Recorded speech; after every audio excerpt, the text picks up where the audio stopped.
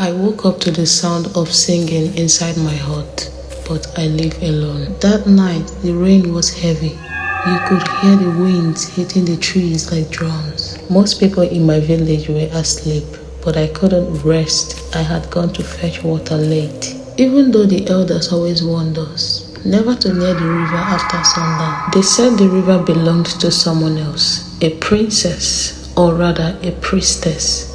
A princess who died long ago. I never believed it. I thought it was just an old story to scare children. But what I saw that night, it still follows me. Our village is small, surrounded by tall trees and silence. The river is our lifeline. We cook with it, wash with it, live by it.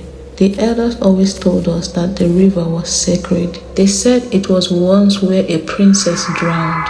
Our own people betrayed her, and her body was never buried. Her spirit never left the river. Some night, the people said they heard her singing. A sad, low song. A song that made you want to go closer. But I had never heard it myself, so I thought it was just a story.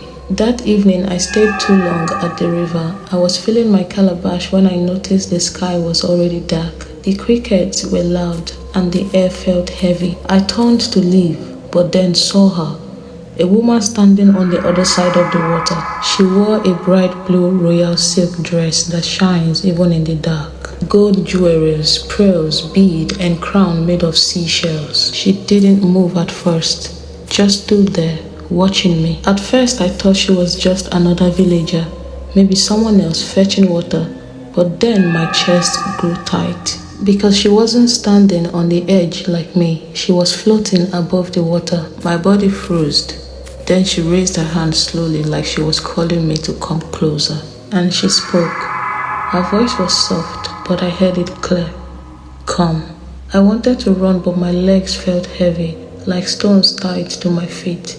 My hands shook so much I dropped my calabash. The sound of water splashing broke whatever held me. I turned and I ran. I ran so fast I couldn't breathe. I didn't look back, I kept going. When I reached my hut, I locked the door. I thought I was safe.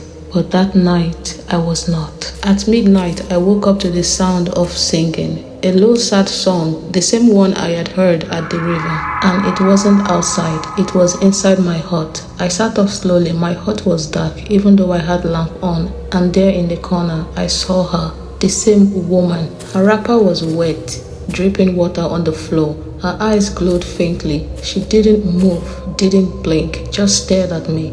I tried to scream, but no sound came out. My throat locked. I pulled my mat over my head like a child, shaking. When I finally gathered the courage, I looked again. She was gone. In the morning, my neighbor told me I had been shouting in my sleep. They said I kept calling the princess's name, but I never told them what I saw. I tried to go about my day like nothing happened, but everywhere I went I felt watched. At the market I saw a woman dressed in bright royal blue, different from everyone else, walking between the stalls. Nobody else seemed to notice her. When I blinked, she was gone. At the river, my calabash was waiting for me on the ground, even though I left it behind when I ran. It was full of water, but the water inside was black. Every night after that, she came closer. First, I only heard her singing. Then I saw her in the corner. Then I felt her touch, cold finger brushing my arm as I pretended to sleep. One night, I heard dripping. I lit my lamp. Water was leaking from my roof. But when I touched it, it wasn't rainwater. It was salt water, like from the ocean. And there is no ocean near my village. The elders finally noticed I was not myself. They told me I had been marked, that once the princess shows herself, she doesn't let go. They told me the only way to survive was to leave the village, to never go near the river again. But how do you run from someone who comes into your dream, who enters your heart without opening the door? The last time I saw her was the worst. I woke up to silence. No crickets, no wind, just silence. My heart felt heavy, like the air was pressing down on me. Then I heard it, her song, louder than ever. When I looked up, she was floating above me as I sleep. Her smile was too wide, her teeth too sharp, her feet didn't touch the ground. She reached for me, and this time I couldn't move. Her hand touched my chest, cold, so cold I thought my heart would stop.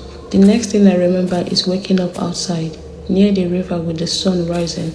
My clothes were wet, my body weak, my calabash was beside me, filled with black water again. I left the village that same day. I have never gone back. But sometimes when it rains at night, I hear a song outside my window. She is still looking for me, and one day I think she will find me. To be continued. Like and comment. This is only the beginning. Oh, and don't forget to subscribe. See you in the next chapter. Bye bye for now.